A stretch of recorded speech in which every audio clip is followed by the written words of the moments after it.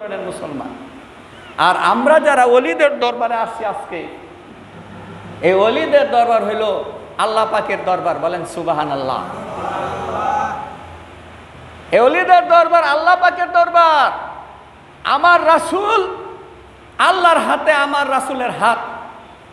রাসূল করিম সাল্লাল্লাহু আলাইহি সাল্লাম থেকে শুরু করে এই যে সিলসিলা আসছে আমাদের কাছে, সিলসিলা আসছে না, নবী করিম সাল্লাল্লাহু আলাইহি সাল্লাম থেকে আলী রাদিয়াল্লাহু আনহু থেকে আস্তে আস্তে আস্তে আস্তে আমার হাত যখন আমার মুর্শিদকে আপনার হাতে রাখছে, এই হাতে আল্লাহর হাত আছে। বলেন সুবহানাল্লাহ।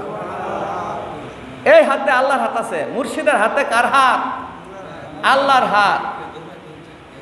এজন্যই আমাদেরকে শয়তান আমাদেরকে ধোঁকা দিতেই চাইবে, কিন্তু আমরা ধোঁকা খাবো না।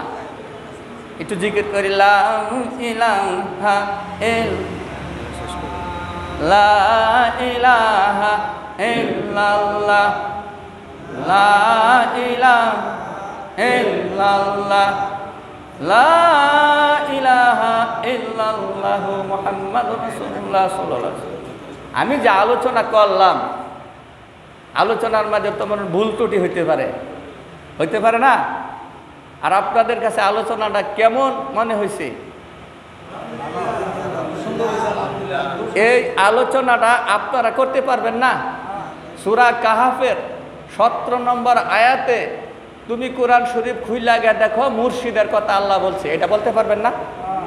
যার মুর্শিদ নাই তার মুর্শিদ শয়তান, যার মুর্শিদ নাই তার মুর্শিদ শয়তান। সে হয়তো পথভ্রষ্ট, সে হেদায়েত থেকে বঞ্চিত। আল্লাহ পাক আমাদেরকে সকলকে মুর্শিদের অনুসরণ করার, আল্লাহ পাকের অনুসরণ করার, আল্লাহ রাসূলের অনুসরণ করার তৌফিক নসিব করুক। সকলে বলে আমিন। ওয়া আখিরু দাওয়ানা আনিল হামদুলিল্লাহি রাব্বিল আলামিন।